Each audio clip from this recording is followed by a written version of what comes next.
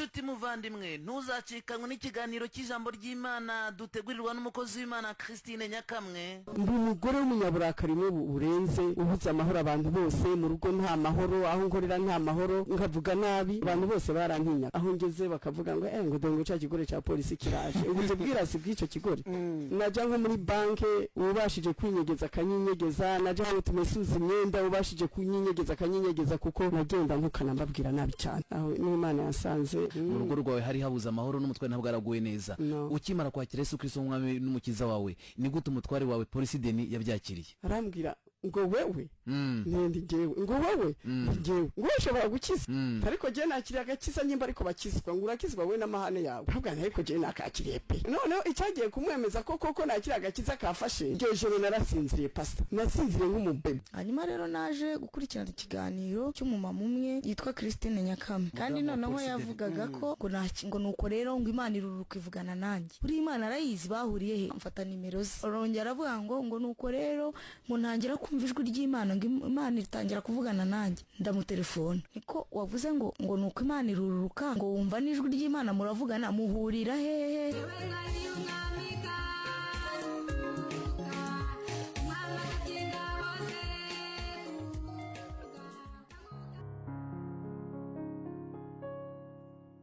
Nanjye mbashimira ku bwitange bwanyu bwa buri gihe bwo gutega amatwi ubutumwa bwiza bw'umwami wacu Yesu Kristo. Kandi nshimiye Imana cyane iyo yanshoboje kugira icyo mbagezaho uno munsi. Hari benshi bakomeje kunsaba ko nsubira kubabwira ubuhamya bwanjye ku maradiyo ndetse no kuri internet. None uno munsi Imana yanshoboje. Ndifuza kubaganiriza ku buhamya bwanjye mu buryo burambuye kugira ngo n'abatabasha gusoma igitabo nanditse gikubiyemo ubu buhamya cyitwa ngo Yesu yaranyiyeretse babashe kubutega amatwi, haba ku maradiyo cyangwa kuri internet. Icyo nzi cyo nuko Imana izabukoresha kugira ngo abahora bitiranya agakiza n'ibindi bintu bahugukire kwakira Yesu Kristo, kuko niwe gakiza wenyine. Niwe nzira n'ukuri n'ubugingo, nta uzaja kwa data atari umujana. Iri ni ijambo dusanga muri Yohana mu gice cyaho cya 14 ku murongo wa 6. Turasabwa rero kumwiyegurira kugira ngo azatugezwe mu ijuru. Ubu buhamya tugiye gutangira kuganiraho, tuzabuganiraho mu bice bigari bitatu. Ubwa mbere ari nacyo tugiye kuganiraho no munsi, ndabaganiriza kuko nari imeze n'uburyo nahuye n'umwami wacu Yesu Kristo. Ubu butumwa nzabubaganirizaho mu bice bitatu bigari bikurikira. Uburyo nari imeze ntarahura n'umwami wa Yesu Kristo. Igice cya kabiri nzababwira uburyo nahuye n'umwami wa Yesu Kristo. Mu gice cya gatatu nzababwira impinduka zambayeho maze kwakira umwami wa Yesu Kristo. Uno munsi turaganira ku gice cya mbere n'icya kabiri. Mu minsi izaza tuzaganira ku gice cya gatatu. Tugiye rero kuganira ku buryo nari imeze ntarahura n'umwami wa Yesu Kristo. Uko nari imeze bihuje n'ijambo riri mu Baroma mu gice cyaho cya 8 kuva ku murongo wa 5 kugeza ku wa 8. Ntarahura n'umwami wa Yesu Kristo, nayoborwa na kamere y'umubiri yasunikira mu kwita ku by'umubiri, mbigwanirira ntitaye ku nyungu z'abandi. Namaze imyaka 52 ntari muri Yesu Kristo, kandi nzi ngo ndi muri we. Nyamara nari mu idini ryitwa ngo ryemerera mu mwami wacu Yesu Kristo kuva mu buto bwanjye. Nabatirijwe nduruhinja rw'umunsi umwe. Ababyeyi banjye nibo banyise Christine.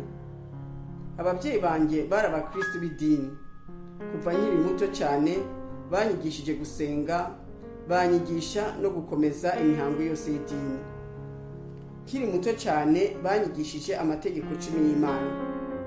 Banyigisha n'amasengesho yo gufata ku mutwe, cyane cyane dawe twese wo mu ijuru na Mwaramutse Mariya. Yewe nabo tuvukana badusengesha buri gitondo na buri kigoroba. Ntitwashobora kuryama tutavuze irozari, ni kuvuga amashapura 3. Buri cyumweru twagombaga kuja mu misa, twagomba kuja gusenga byibuze 3 mu masengesho yo mu rukerera, ni ukuvuga ngo amasengesho ya twibature. Nari narahawe amasakramentu yose asabwa n'idini, nyamara ntabwo nabaye mu bushake bw'Imana kandi nta n'umutima wanjiraga urubanza, kuko nari nzi ngo ndi mu nzira nziza. Maze gukizwa niho namenye ko kuba muri Yesu Kristo ko ntaho bihuriye no kuba mu mihango y'amadini. Nubwo nari mu idini, nari narakandamijwe nkandamirizwa munsi y'ubwami bwa Shetani. Yanyoboza igitugu cye, akanyoboza kamere zanjye. Kamere ya mbere yari yarambase, nari umunyamushinya, nari umuntu uhora urakaye, akantu gato kose karandakazaga. Nahoraga mvuga nabi, nkavugana nabi n'umugabo wanjye n'abana banjye n'abakozi, kandi buri gihe n'igihe washoza intambara. Mu rugi wanjye no mu mirimo nakoraga nta mahoro yahabaga, hahoraga intambara. Abakozi bo mu rugo nabahabuzaho inshi, sinasiba kubakubita. Iyo nabyukaga abaturanyi bose bagomba kumenya ko nabyutse, kuko induru zahita zitangira kuvuga. Niyo nasanga isahani itari mu kibanza cyayo, byaca bicika ngatangira gutukana no kuvuga nabi no gukubita abakozi. Nari umunyamujinya ku buryo iyo naba navyukiye ku kuguru kw'ibumoso, nk'uko babivuga mu Gifaransa ngo se lever du pied gauche, icyo gihe nabaga mfite umujinya mwinshi cyane, ntarabyuka atanuwo turavugana, ku buryo numva ngomba kugira uwo nkubita kugira ngo byibuze numve ko nagira amahoro na make mu mutima.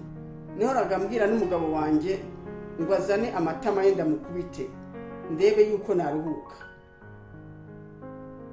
Mu by'ukuri umutware wanjye yari yaragowe kuko ntamwubahaga, kandi ubu sinakubwira icyo twapfaga icyo ari cyo. Hari igihe tujya twicara tukabisubiramo, nkamubaza ukuntu yanyihanganiye ntanyirukane. Tukaba twarabanye icyo gihe cyose nta nubwo nahukanye n'umunsi n'umwe, maze akambwira ngo icyatumye ntakwirukana nuko nagukunda cyane, kandi n'ubu aracankunda cyane. Kuri urukundo nk'uko ijambo ry'Imana ribivuga ngo rwihanganira byose rukababarira byose, aha koko nicyo gihe cyo kubyemeza. Iri ni ijambo dusanga mu Bakorinto ba mbere mu gice cya 13 kuva ku murongo wa 4 kugeza ku wa 7. Umutware wanjye yahoraga ambwira ngo, ariko we ntushobora kugabanya amahane ukavuga neza. Noneho nkamusubiza ntera hejuru ngo, jewe sinshobora guhinduka, niko Imana yandemye. Ngongera nkamubwira ko iwacu twese turakara, ko ariko duteye, ko na data yarakaraga. Nkongera nti nubwo nakwikubita kwibuye napfa ariko sinahinduka. Nkamubwira nti ubwo rero ihangane. Koko umugabo wanjye yaranyihanganiye. Abanzi mu rugo rwanjye uko nari meze bajyaga bibaza uburyo umugabo wanjye yabashaga kubana nanjye, bakamuririra bakamubabarira, bakavuga uburyo yagowe. Nyamara burya Imana ihuza umugabo n'umugore, ikareba nimba bazabasha kubana, ikabahuza badateye kimwe, bashobora kwihanganiranira. Baca umugani ngo inkuba ebyiri ntizisangira igicu. Iyo umutware wanjye nawe aba umunyamahane, nta n'umwaka twari kumarana, nuko nazamukaga nawe agacisha make, natangira kuvugana amahane nawe akanyihorera. Amahane nagira ntiyagarukiraga mu rugo rwanje gusa. Aho naja hose, haba mu mangazini, haba mu mabanki, haba aho najya mesuza imyenda, narahaseruka bagatangira kongorerana ngo dore cya kigore cya polisi kiraje, noneho ntitugikira. Aho nameseshaga imyenda ho, abakozi baho bamaze kubona impinduka nagezeho imbere yo gukizwa, barambwiye ngo Imana yarakoze ko nsigaye mbavugisha neza. ngo twarakubonaga uje tugashaka no kwiruka. Hari n'igihe narakaranya n'umuntu nkumva muri nge namutera n'icyuma, sinabasha kubabarira. Ungiriye nabi nashakisha uburyo bwose namwitura inabi. Nagendera kuri rya hame ngo ijisho kurindi, iryinyo kurindi, ingeri ku yindi. Kwihora kuri nge nabibonagamo ubutwari, guheranwa nabibonagamo ubugoryi n'ububwa. Akantu kose umuntu yangiriraga nagombaga kukamwitura. Wantuka nkagusubiza inshuro ebyiri. Wakosa ngufiteho ubushobozi nkakwasa urushi rwiza, abakozi bo nkabakata n'amafaranga. Kandi aho n'ikibazo kinini cyari kihari, nta nubwo numvaga ari icyaha, nta mutima wangira urubanza, numva ndi mukuri. Ikindi cya kabiri cyandanga, nari umuntu ugendana amacakubiri mu mutima wanjye, ngendera ku bwoko. Umutima w'amacakubiri ushingiye ku bwoko wari waransikamyemo kuva ngifite imyaka 18, igihe intambara y'amoko yatera mu Burundi mu mwaka w'1972.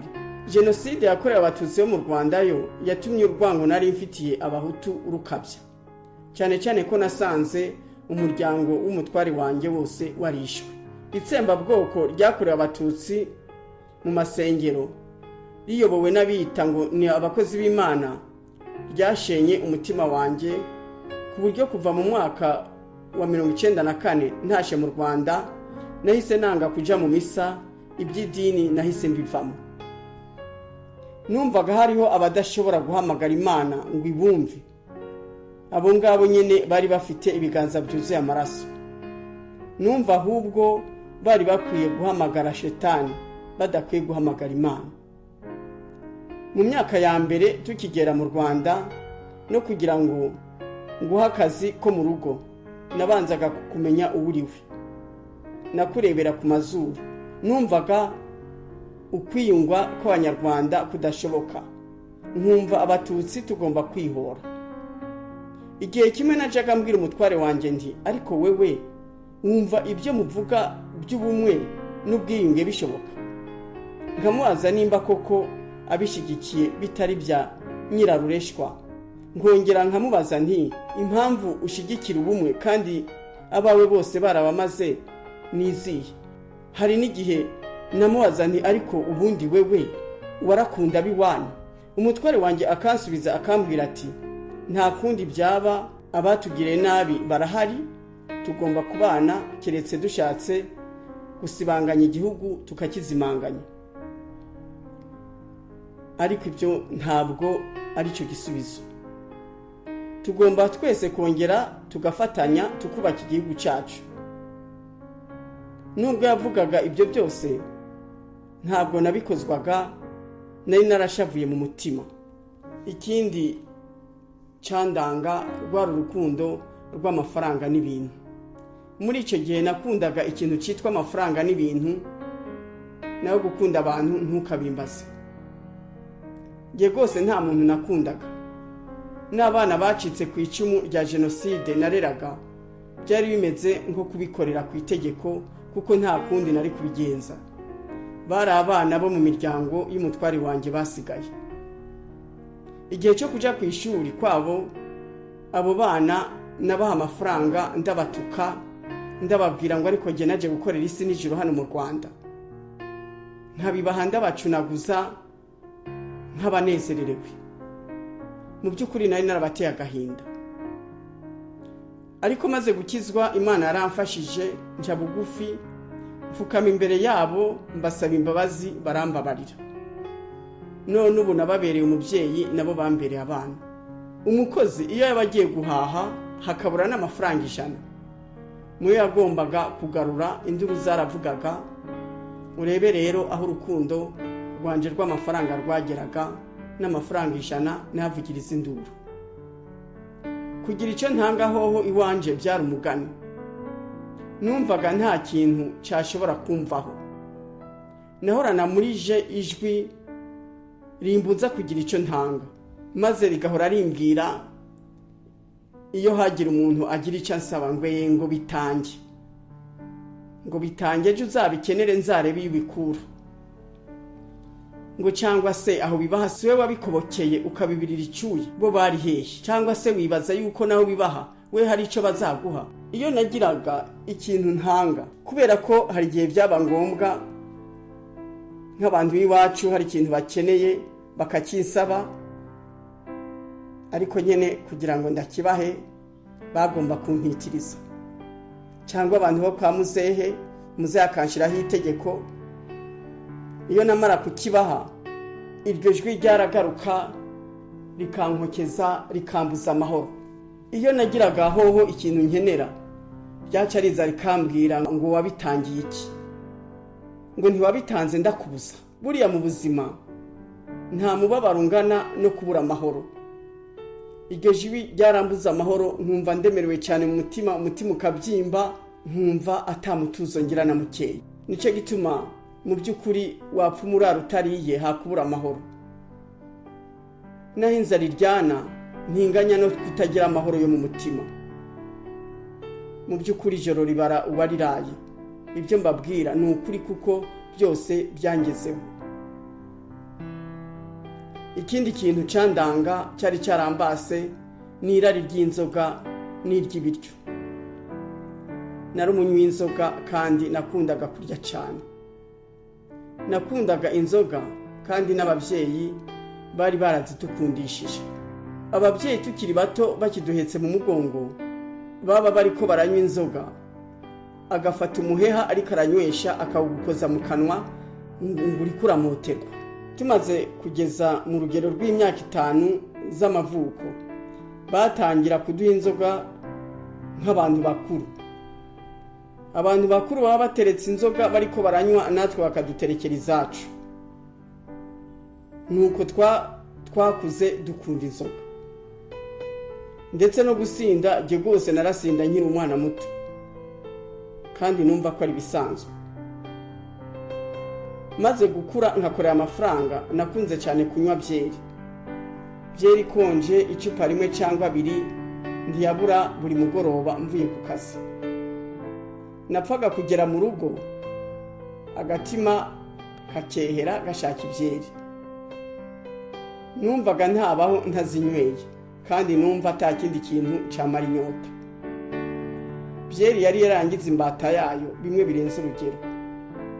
Habagaho igihe byageraga ngasinda kuko nananiwe kwigerera, nkumva nakomeza nkanywa, cyane cyane iyo twabaga twasohokanye n'abandi. Ibaze rero umugore wasinze uko abameze. Ubwo niho nibuka ko data na mama batakiriho, ndi imfubyi nkarira kandi ndi mukecuru. Ubundi nibuka ko data bukwe na mabukwe bapfuye bishwe na jenoside batabonye abana banje, ngatangira nkarira ngakubita ibipfunsi ku meza nkababara cyane. Kuva kiri muto nakundaga kurya birenze urugero. Umutima wanje waraga uhagaritswe nuko nshobora kudahaga. Urumva rero sinari mfite irari ry'inzoga gusa, ahubwo nararikira n'ibiryo kuva nkiri muto. Kandi igitangaje nuko iwacu haba ibiryo byinshi. Sinabirarikira kubera ko bitari bihari, kubera ko nabibona bingoye, cyangwa se kubera ko twabona bikeya. Oya, nirari nari naravukanye. Ngahora ndi wa mwana urya ucurano. Maze no gukura nkabasha kubyishakira, nkarya mu buryo buteye ubwoba. N'umutware wanjye akaja mbaza ngo mbe ubishyira hehe, akambwira ngo ubanza ufite abacitsi mu nda yawe. Ubwo ibyo byose bija mu ndimu.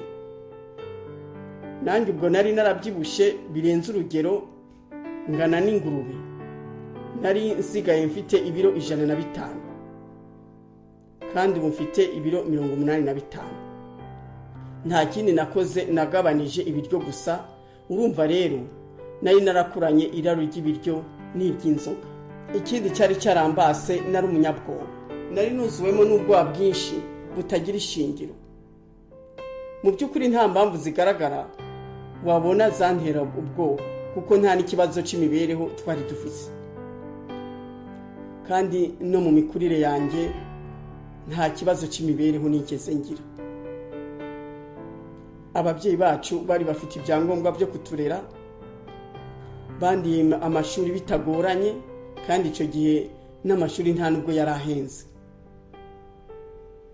Maze kubakanaho mu by'ukuri twari dufite ibidukwiriye, abana biga mu mashuri meza, dufite inzu, umugabo afite imodoka nanjye nkagira iyanjye, ariko ibyo byose ntabwo byabashije kumpa amahoro. Kandi ubwoba ntabwo bwaje ari uko nkuze, ahubwo nsa naho nabuvukanye, kandi uko nakuraga niko bwiyongera. Mu myaka 52 nari ngezemo, hoho nari ngeze aharindimuka. Iyo nabaga ngiye gukora ikintu icyo ari cyo cyose, numvaga mu mutima wanje ijwi ry'urucantege rimbwira ngo ntubishobora, kandi iryo jwi ryamvugiyemo kuva nkiri muto, rigahora rinkandamiza rimbwira ko ndi mubi, ko ntazabona n'umugabo, rikanyumvisha n'uburyo abantu bose banyanga. Nahoranaga muri nge ibitekerezo bibi ku bantu, ku bw'iryo jwi ryambagamo rihora rintera ubwoba. Amashuri nayiganye ubwoba bwinshi, ariko kubera kwihata nize na kaminuza ndayirangiza. Ubwoba bwari bwarambereye nk'indwara. Iryo jwi ryatumaga nkanguka kenshi hagati ya saa 7 na saa 8 z'ijoro, simbashe kongera gusinzira kugeza mu gitondo. Hari n'amajoro nararaga nkanuye bukankeraho, simbashe gusinzira n'akanya na gato. Nkarara ngenda mu nzu abandi baryamye, ubundi hakaba n'igihe ndwara mu nda kubera ubwoba. Kubera ibitotsi, umugabo wanje yajaga anyagaza mu mutwe ngo arebe ko nasinzira. Reka da ntagire igihinduka. Nari ndushe cyane mu mutwe, nari nsigaye numva meze nk'okerwa mu bwonko, nkumva hari n'igihe wamenga hakamo umuriro, maze nkibagirwa cyane, simbe kimenye aho nashize ikintu na kimwe. Numva n'imyenda nshobora kwita nkiruka. Nagira ubwoba bwatuma mpora mbira ibyuya ijoro n'amanywa, niyo haba hakonje jewe numva mu mubiri wanjye ngurumira. Ibyo byatumye njya kwivuza ku muganga uvura abagore, ambwira ko ibyo bituma nuko igihe cyo guhagarika imihango kigiye kugera. Yanyandikiye imiti ariko nta na kimwe yamariye. Ariko muri ibyo byose nari nzi kwihagararaho. Nta waruzi numwe yuko ngira ubwoba bungana gutyo. Mu byo nakora byose nashiragamo imbaraga nyinshi kugira ngo ntaneshwa. Nkirwanirira, ntabwo numva ko mfite Imana yo kundengera no kumfasha. Umutima wanje ugahora uremerewe. Hari n'igihe numvaga ari nk'itoni ntwaye mu gituza, ndemerewe cyane. Akenshi nagendanaga umubabaro mu mutima, ntazi yo uturutse, ntazi n'ishingiro ryawo. Ariko nubwo nari umunyabwoba, nabashije kugira icyo ngeraho mu buzima, kubera ko hari amagambo abiri nagenderagaho, kandi n'ubu nkiyagenderaho. Irya mbere naribwiwe na data umbyara. Iyo twaba turiko turaganira n'ababyeyi bacu, yakunda kutubwira ngo, bane banje, iri jambo muryumve murizirike mu mitima yanyu, muzarigenderemo rizabakiza. Yakunda kutubwira ngo, aho kubimbwa wabimva. Yashaka kutubwira ko hakuba umuntu w'imbura mumaro, wapfa umupfa ukava ku isi bakaguhamba bigafata inzira. Irya kabiri nari nararibwiwe n'umutware wanje kuva kera tugiye kubaka. Yarambwiye ngo, urishaka ukibona wakwibura ugapfa. Yashaka kumbwira ko ntawe uberaho ubundi, ko buri muntu agomba kubeshwaho n'amaboko ye.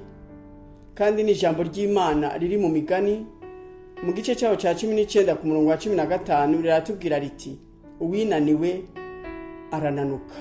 umutware wanjye akongera akambwira ati ntuzarebe ku babyeyi bawe ngo wumve ko bazahora batugemurira ibyo bahinze, ntuzarebe no kuri bene wanyu ngo hari icyo bagomba kudufasha, tugomba kwimenya twebwe ubwacu.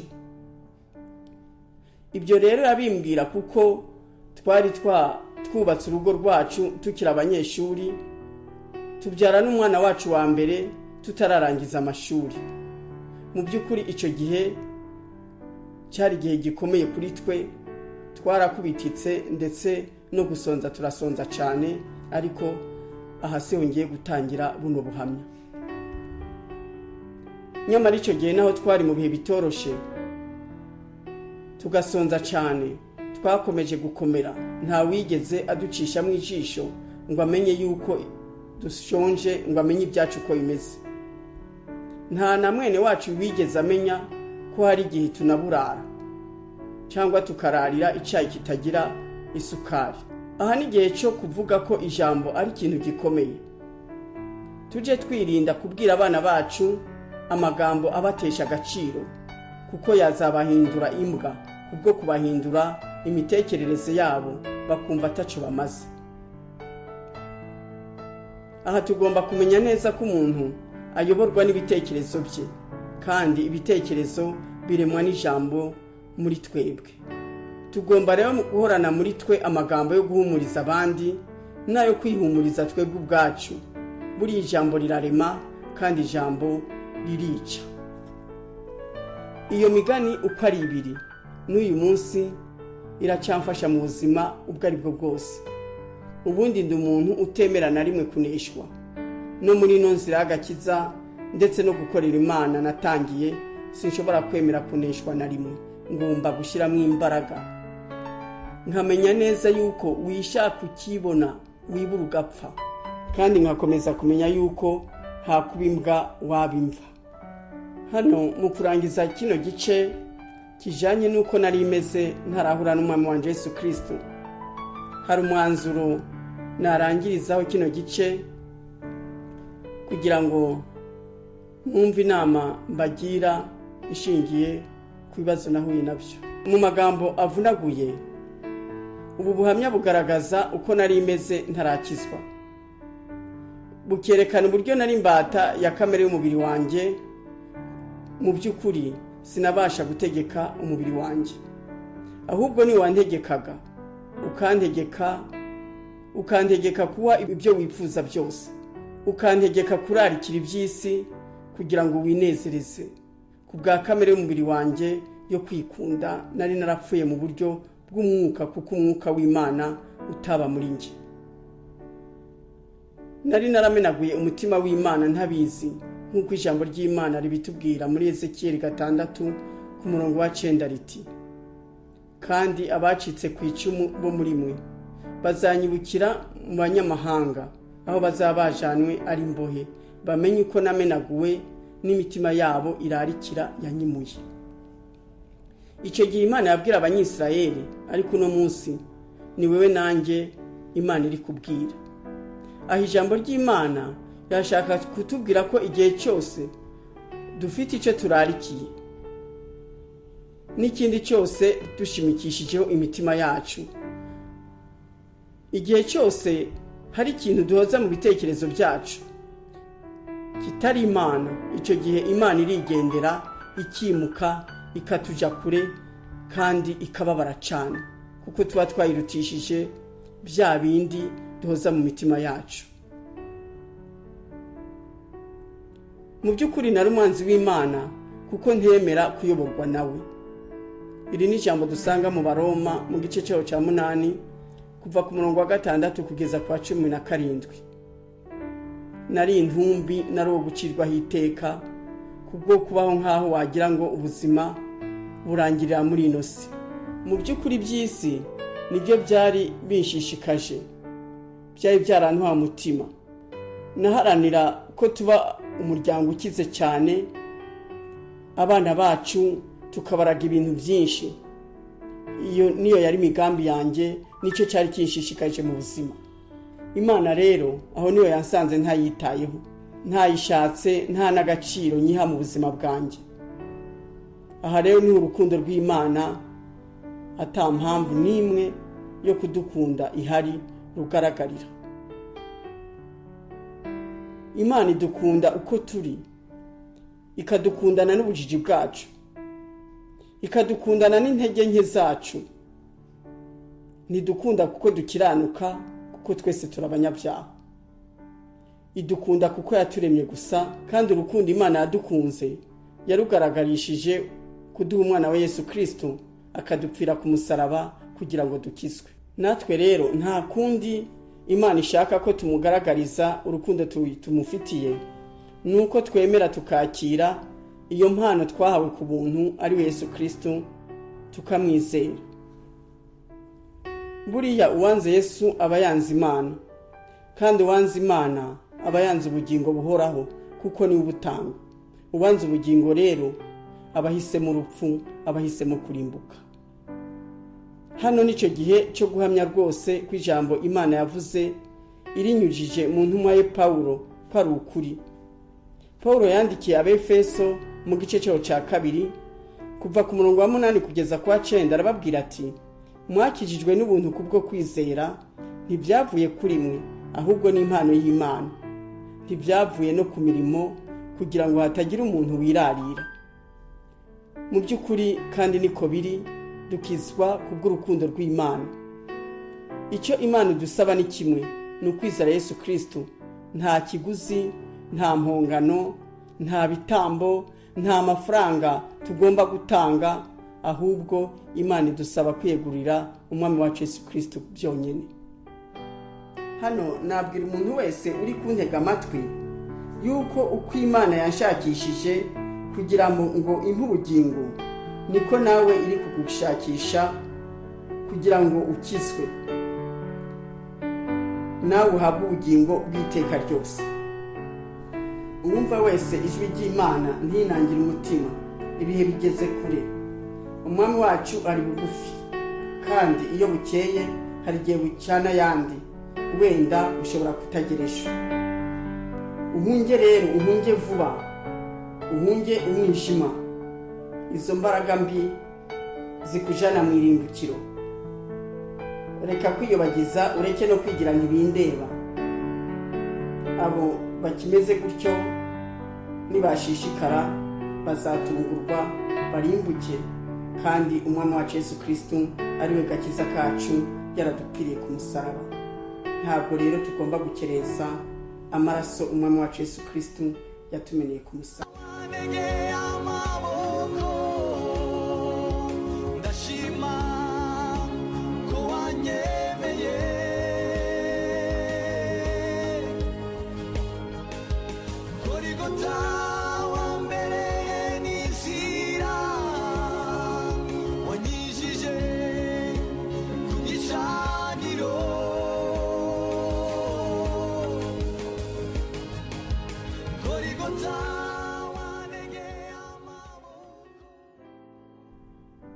Igice cya 2 cy'ubuhamya bwanjye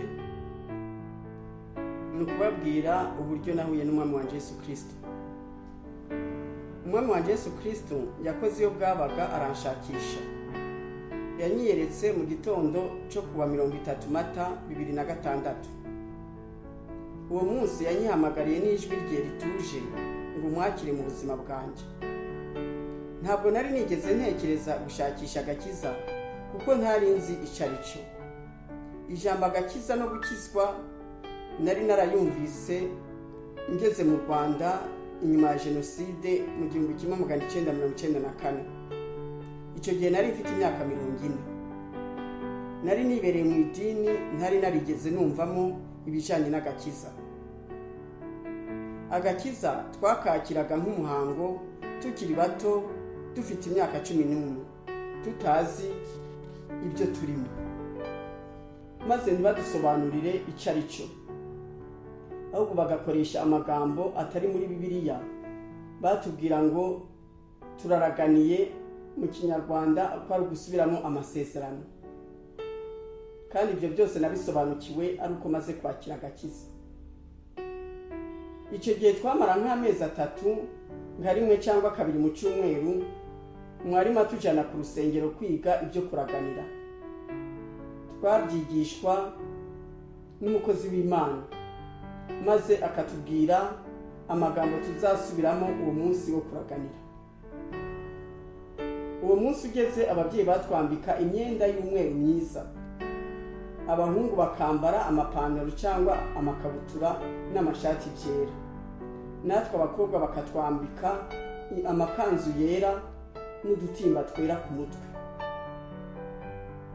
Noneho uwo muhango wagera bakaduhamagara tugatonda umurongo imbere ya altari, bakatubwira ngo tuvugire rimwe ya magambo twigishijwe. Ayo magambo batwigisha twasubiramo yari aya ngaya: jyewe naka, kandi tukavugira rimwe. Noneho buri wese akavuga izina rye. Ndakanye Satani n'ibikorwa bye byose n'inyoshambi zose, niyeguriye wewe Yesu ubuzima bwanjye bwose. Aya magambo rero barayatuvugisha, ariko nta n'agaciro tuyaha, tutazi ibyo ari byo, tutazi n'icyo tugomba gukora kugira ngo tuyagenderemo. Ni nacyo gituma tutakizwaga, twashishikara kwiberaho nk'uko twahora, Satani agakomeza kudukandamiza. Hano icyo twavuga ni uko agakiza gatangwa n'Imana mu gihe cyagenwe nawe. Nta muntu ushobora guhaguruka ngo afate umwanzuro wo guha abantu agakiza. Ntitugahutaze abantu rero dukoresha iterabwoba cyangwa ngo dukoreshe ububasha twahawe n'amadini twakiriza agakiza abantu ku gahato. Gusobanurira abantu iby'agakiza niyo nshingano yacu. Ahasigaye n'Imana y'ubwayo izabashyiramo ubwo bushake, akanabemeza ibyaha byabo, akabaha n'iyo nyota yo kwakira agakiza. Hari icyo nahoraga nibaza, nimba umuntu ashobora gukizwa akiri mu isi. Icyo gihe hari abategarugori bahoraga baza kumbwira ngo ariko Christine wakishijwe. Nanjye nkababaza nti, ko ntiba sinsambane sinice ndakizwa iki? Maze bagaceceka, bagatsindwa n'ikibazo. Nta muntu n'umwe wari warabashije kumpa ibisubizo bihagije kuri ibyo bibazo byanjye, kandi ntabwo nari bwigere njya guterana n'abitwa ngo nabakizwa cyangwa ngo ninjire mu masengero yabo. Ibyo bintu byo gukizwa no kurokoka je narabisuzugura. Iyo nabona n'abantu bagiye gusenga bajana za Bibiliya mu ntoki zabo, cyane cyane ku minsi y'imibyizi, narabasekaga nkumva ari abantu b'imburamubaro b'abanebwe batagira icyo bakora. Ikindi, ntabwo nari mfite akamenyero ko gusoma ijambo ry'Imana, mbese nta na Bibiliya nagiraga. Nari mu idini ritaduhugurira gusoma ijambo ry'Imana, ngo biraturengeye, niko batubwira ko tudashobora no kuryumva. Ubwo rero naho ntari narigeze menya iby'agakiza ngo ngashakishe, Data wa twese wo mu ijuru we yankurikiraniraga bugufi, akagenzura intambwe zanje zose. Yarandebaga akagira agahinda kenshi, kuko yasanga ndushe kandi nararindagiye ntazi icyantabara. Uzi kubaho urushe utazi n'icyakuruhura,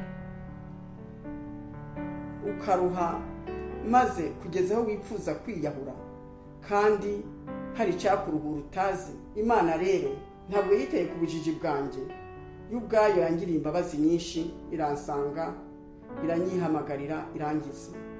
Uwo munsi Imana isanga, uko byangenze nuko hari umuvugabutumwa yitwa Joyce Meyer yari yavuye muri Amerika aje kuvuga ubutumwa hano mu Rwanda. Maze mu gitondo cy'uwa 3 Mata 2006 yagomba gukoranya igiterane muri Serena cy'abamama. Noneho mbere yaho nk'iminsi 3 mbere, hari umumama w'inshuti yanjye yari yaranzaniye invitation ngo nzaje mu giterane kwa Joyce Meyer. Maze ampaye invitation ndayimutera, ndamubwira yuko ntashobora kuja mu bintu ngibyo. Ndamubwira ngo nuyishira abandi, ureke kwipfusha ubutsa, je sinshobora kuza mu by'abakizwa, urabizi neza ko ntabyemera. uwo mumama yagiye ababaye cyane, naramuherekeje ageze ku modoka mbona akoroye mosozi, nanjye ndamuseka. Imana ibonye uwo mudamu ndamwangiye yakoresheje ubundi buryo. Muri icyo gitondo nyine cy'itariki 30 igihe igiterane cyagomba guterana saa 3, haje mu rugo uwundi mumama w'inshuti yacu yitwa Ariete. Noneho aza hakiri kare cyane saa 9 za mu gitondo, aza kenyeye, aradodora, ndamukingurira. Noneho ndamubaza nti ariko ko wakenyeye muri kino gitondo cya kare uje hano gukora iki? None harambwira tumva Kristi ati nje kugufata kugira ngo tujane kwa Joyce Meya. Ndamubwira nti rwose uriruhije wirwirije ubusa je ntaho njya. Arambwira ati ariko ntabwo ngenda tutajanye. Ndamuhakanira, ndamubwira nti rero nyimba utagenda tutajanye reka ntegura icyayi tunywe tuganire hanyuma ukomeze icyo uciyo waje. Arambwira ati ntabwo bishoboka. Turakomeza turaharira, turasakuza, dushyira amajwi hejuru. Noneho muze arakanguka. Amaze gukanguka rero araza yanarakaye ko twamukomye mu bitotsi. Noneho aratubaza ngo ariko izo nduru ziri hano n'iziki. Uwo mumama aramubwira ati jewe narije gutora Christine kugira ngo tujane mu giterane cya Joyce Meya muri Serena. Noneho muze arambaza ngo none se Christine ngo no munsi ngo niki ufite gukora cyakuza kumuherekeza? Ndamubwira nti rero rwose mumbabarire muze, urabizi uko jewe ibyo bintu by'abakizwa ntavyerekwa, ntahonjya. Noneho muzehe arambwira ati none se wewe uzahora uganira n'amabuye n'imicanga n'amasima, dushobora kuja abandi badamu bari ngo wumve ibyo bavuga? Ibyo bivuga kuko hari inzu nayo ko ndubakisha, buri gitondo nkazinduka kubakisha, nkirirwa ngataha amajoro. Noneho ndamubwira nubwo rero nterega niyo nta nicyo naba mfite nkora, urabizi ko ibintu by'abakizwa je ntavyerekwa rwose ntaho njya. Muze arambwira ati rero kubona uyu mumama yaje muri kino gicuku akaza kuguhitana kugira ngo mujane, rwose nawe shyira mu gaciro umuherekeze. Ndamubwira nti ntaho ngiye, ntabwo ndamuherekeza kubera iki? We ntazi yaje. Noneho muze arambwira ati rero uragenda ku ngufu kandi niwanga ndagukubita. Mbona muze yarakaye no kunkubita, yankubita kandi je natinye inkoni. Noneho ndabanga reka ngende nta kundi. Ndagenda nja muri dushe, niyuhagira nitotomba, marayo nk'iminota 30. Ndaza nambara imyenda nitotomba, ndisiga ndatinda, namaze nk'isaha yose ndiko nditegura ngira ngo ndebe yuko uwo mugore yarambirwa kansiga. Noneho ndaza ngeze muri salon nsanga ni hacicaye, numva umujinya uranyishe. Noneho ndamubwira ndamukankamira, nubwo rero ntoci tugende. Ntariko rero je nta modoka yanje njana, ni business yawe uranjana ungarure, je nta mazutu yanje nangiriza. Hambwa ati rwose Christine nta kibazo, niwemera ukaza rwose ndagutwara kandi ndakugarura rwose nta kibazo rwose, niyo haba ari kuja i Burayi nakujana. Nuko twagiye, agenda ankurura nk'ukurura ihene. Maze tugeze muri Serena aranjana anyicarika imbere ku murongo w'imbere, niho twicaye.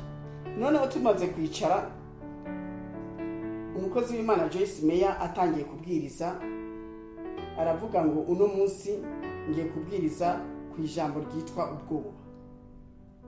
Aho nari nicaye ndibwira nti buriya ngiye kumva ibyanje. None aratangira avuga ati ubana n'ubwoba ababana na Satani. Noneho ntangira kwibwira mu mutima nti ewe nawe arakabya, ahubwo aranabesha, ahubwo numva ari karanduka.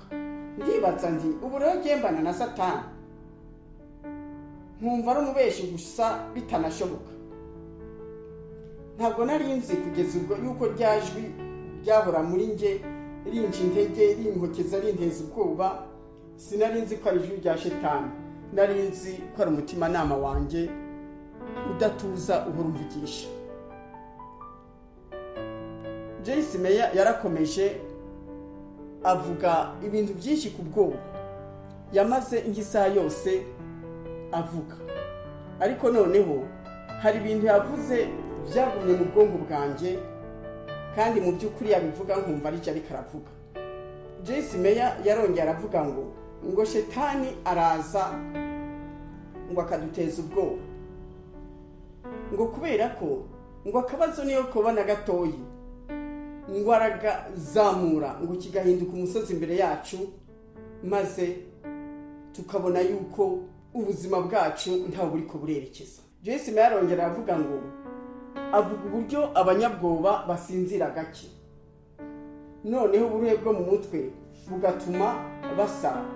Arongera aravuga 99% y'abantu basara cyangwa bata umutwe bakiyahura yuko babiterwa na Satani ubateza ubwoba, akabereka ko ubuzima bwabo ntaho buri ko burerekeza, ntaho busagera. Byagezaho noneho numva ibyo avuga byose ari jya abwira.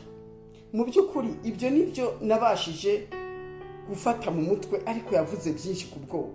Noneho ntangira kwibaza uburyo yansomyemo ibindimo. Ubwa mbere ntiyandebaga, ntiyarananzi, twari benshi cyane, je bwari n'ubwa mbere ndamubona. Ariko nyene Imana yo nyene iri mu ijuru ahiherereye, kandi tureba twese ikasuzuma imitima yacu, niyo yari yashize iryo jambo, ayo magambo yose mu mutima we, kugira ngo ayavuge numva ibyanjye. Mu by'ukuri narabyumvise, numvise ububi bwa shetani muri icyo gihe. Umukozi w'Imana Joyce Meya amaze kwigisha, pasiteri wayobora imihango atumira abantu kwakira agakiza. Aratubwira ati abashaka kwakira agakiza nibahaguruke baza imbere tubakiriza agakiza. Noneho jewe aho narindi intambara ziratangira. Abagore twari twicaranye batangira kunsunika no kuntera inkokora ngo Christine wavuye hasi ukakira agakiza. Bakomeza kumpata ngo mve hasi, ariko nyine uko bampata ryajwi rimporamo riraza rivugira cyane mu mutima wanjye, rirambira ngo Madame Police, ngo ubu rero ngo ugiye kuva hasi wirate, ngo ugende wakira agakiza bose babireba. Ngo bivugira aho ngaho Yesu arabyumva. Shetani ni umuriganya, ubwo yashaka yuko je ntava hasi ngo nakire Yesu Kristo. Satani arabizi neza yuko agakiza tukakiriza umunwa wacu tukatura twemeje umutima wacu, ariko ntabwo twemeza umutima wacu gusa mu kwakira Yesu Kristo, twatuza akanwa kacu. Ubwo rero Satani yarankokeje, nanje numva ko ari ukuri. Noneho ndateba ndabwira abagore nti nimumveho nimundeke, n'ikindi kandi mbese hako mwakira nagaki. Noneho mbabajije gutyo baratangira baraseka, bansetse numva umujinya noneho urazamutse, ntangira kurakara cyane. Baranshishikaye, ndateba ndababwira ntumva rero nimumveho Jesse nakira akantu ntazi, sindinjiji narize. Ubwo rero nimundeke mumve. Nababwiye nabi cyane, murumva ayo magambo nababwiye ko atari amagambo akwiriye kuvugwa n'umuntu nkanjye, umuntu mukuru nkanjye, kandi abona abwira bari abagore bakomeye cyane muri politike, nayo nicaranye n'abaministre n'abadepite, ariko kubera imico mibi nari mfite sinabasha kuvuga neza mu bantu ngo ndababwire neza. Nababwiye ndabatuka, nababwiye ndabashiraho isoni. Ubwo rero bamaze kumva ntangiye kubabwira nabi, baravuganye hagati yabo ngo reka tumureke umunsi we. Ibyo nabyo birandakaza kuko sinumva ibyo ari byo n'ibyo bariko baravuga. Bamaze kundeka naryajwi riraceceka. Noneho numva umutuzo mwinshi mu mutima wanjye, numva ndatuje. Muri uwo mutuzo numva irindi jwi riraje rituje cyane, irivugirana ryo mu mutima wanjye. Numva rirambwiye ngo Christine, kandi yambwira anyinginga ngo Christine, ngo ubu ngubu unyemereye ukava hasi ukanyakira, ngakugiza ubwo bwo ubana nabwo waba ubaye iki? Ako kanya ndibwira nti ako kantu naho ntakazi, nimba gashobora kunkiza ubwoba ngiye kukakira nigerezeho, kuko muri je nibajije nimba atari n'ikinini bagiye kumba. Nuko navuye hasi niruka, ndavuga ntaho naringeze, n'ubundi naringiye gusara cyangwa nkiyahura, reka mve hasi ndebe yuko nakira. Navuye hasi rero nirukanga, nsanga abandi badamu 8 bari bamaze kuja imbere bahagaze bategereje kwakira Yesu Kristo, nanje mbuwa 9. Nuko rero babadamu twari twicaranye babonye nirukanze mvuye hasi, birukanga inyuma yanjye, baza kumfelicita, barangwa mu ndango felicitation, kandi nije ba felicita jenyine. Mana yanjye, noneho bakamfelicita, nkibaza ndiko iki kintu ngiye gukora bamfelicitira n'ikiki, ariko kigombe kuba gikomeye. Nibwira mu mutima wanjye nanje ntumva ibyo ari byo. Nuko rero pasiteri atwakiriza agakiza. Mu kutwakiriza agakiza yaratubwiye ngo mutege amatwi amagambo ngiye kubabwira, mugende muyasubiramo. Noneho nanjye narayateze amatwi cyane, kuko numva ari yagiye kungiza. Noneho aratubwira ngo musubiremo, ngo kuva uno munsi nihakanye Shetani n'imirimo ye n'ibikorwa bye byose ndabyihakanye. Kuva uno munsi niyeguriye we Yesu Kristo, ndakweguriye ubuzima bwanjye, ndakweguriye ibyanjye byose. Niwe ugiye kumbera umutware n'umukiza, niwe ugiye kumbera umwami. Nemeye kuyoborwa nawe ubuzima bwanjye bwose, kandi mwami Yesu ndakwinginze unyandukure mu gitabo cyo kurimbuka, unyandike mu gitabo cy'ubugingo. Amen. Ayo magambo rero narayavuze nyene ndayatekerezaho cyane, kuko numva ari yagomba kungiza.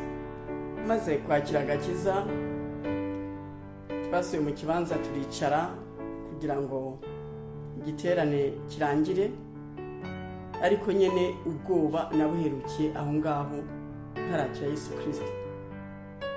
Numvise umutuzo mwinshi n'umunezero, bwa bwoba buhita buragenda.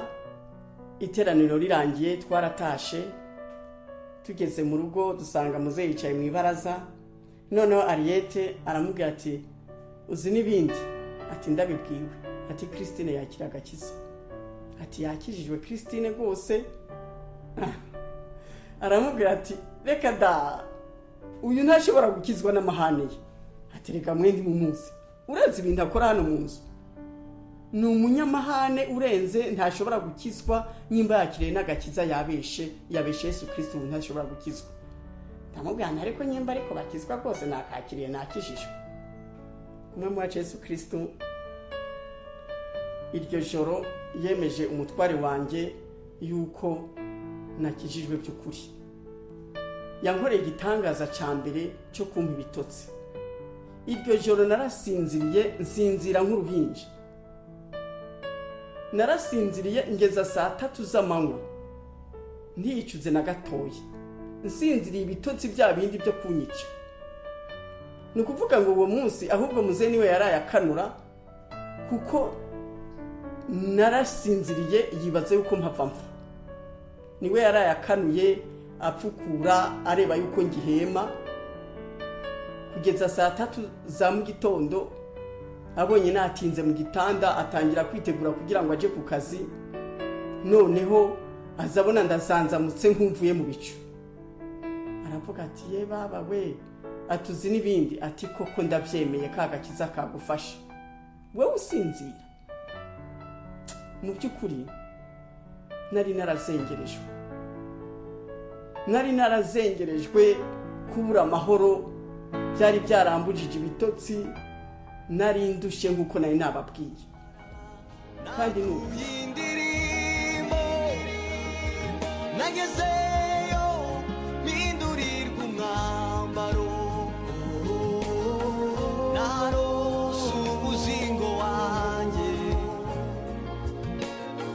ndawubonye ya mitwaro iragwa, naronseyo rwa rwandiko rw'inzira runyinjiza muri rwa rurembo, imiryango yarugurutseyo, nagabanye kuri ya migisha.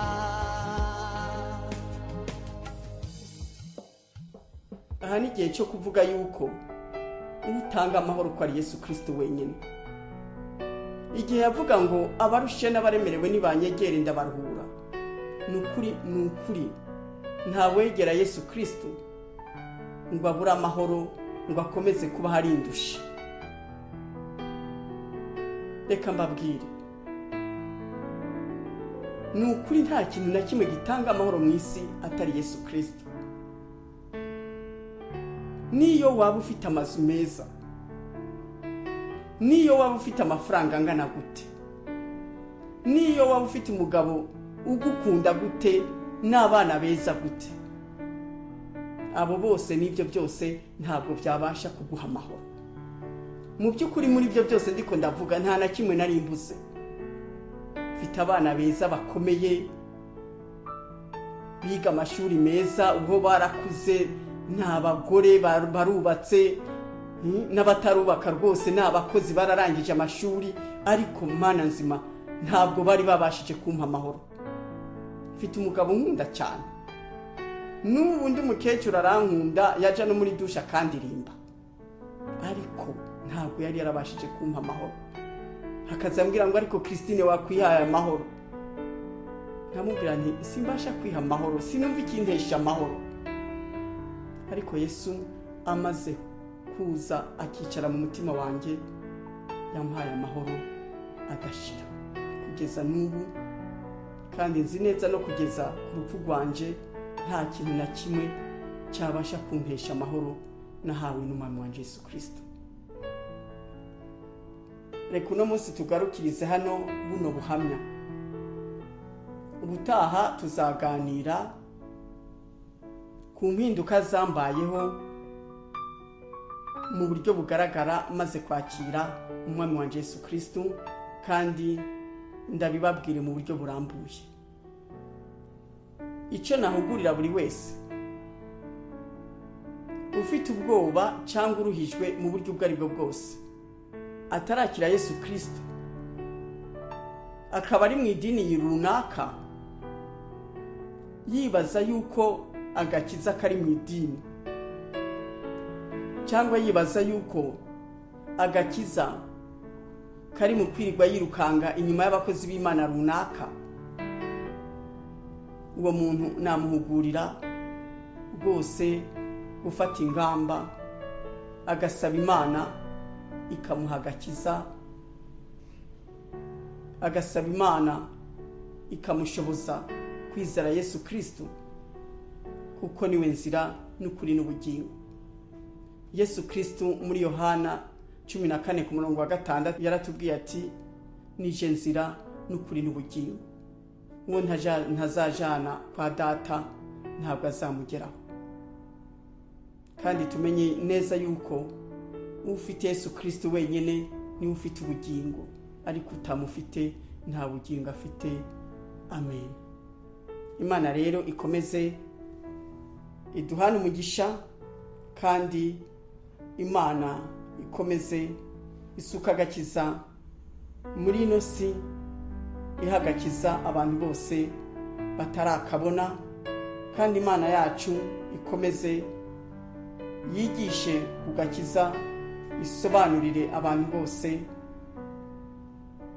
umumaro buri muntu wo mu isi afite mu kwakira Yesu Kristo, mu kumwizera, mu kumuyoboka no mu kumugenderamo, kugira ngo tutazarimbuka, twese tuzahurira iwacu mu ijuru. Amen.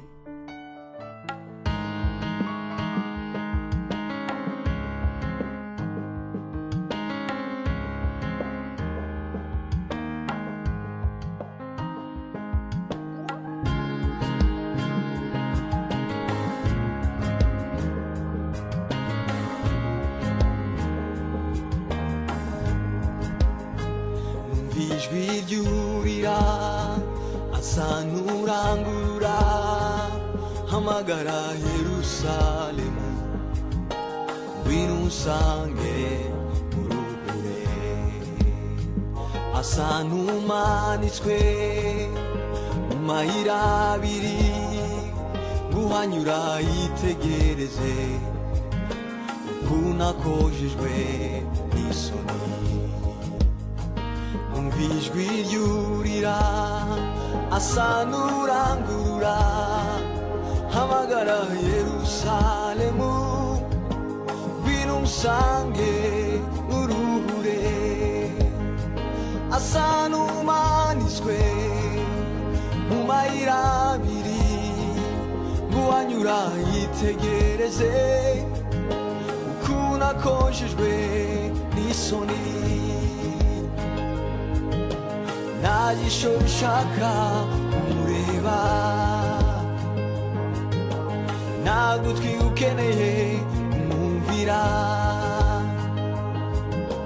nta jisho rishaka kumureba nta gutwi ukeneye kumwumvira kandi aribo yaziraga umusaraba nakuye indirimbo nagezeyo mpindurirwa umwambaro narose umuzingo wanjye ndawubonye ya mitwaro iragwa naroseyo rwa rwandiko rw'inzira runyinjiza muri rwa rurembo imiryango yarugurutse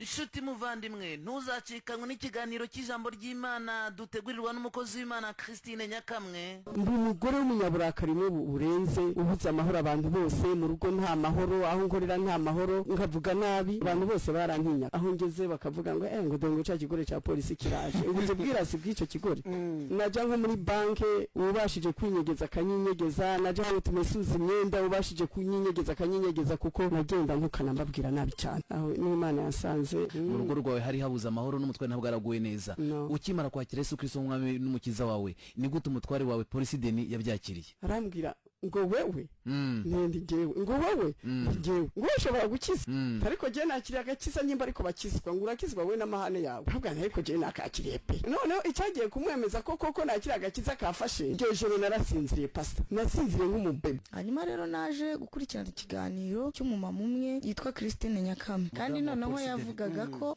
ngo nuko rero ngo Imana iruruka ivugana nanjye buri Imana arayizi bahuriye he mfata nimero ze arongera avuga ngo nuko rero ngo ntangira kumva ijwi ry'Imana ngo Imana itangira kuvugana nanjye ndamutelefona niko wavuze ngo nuko Imana iruruka ngo wumva n'ijwi ry'Imana muravugana muhurira hehe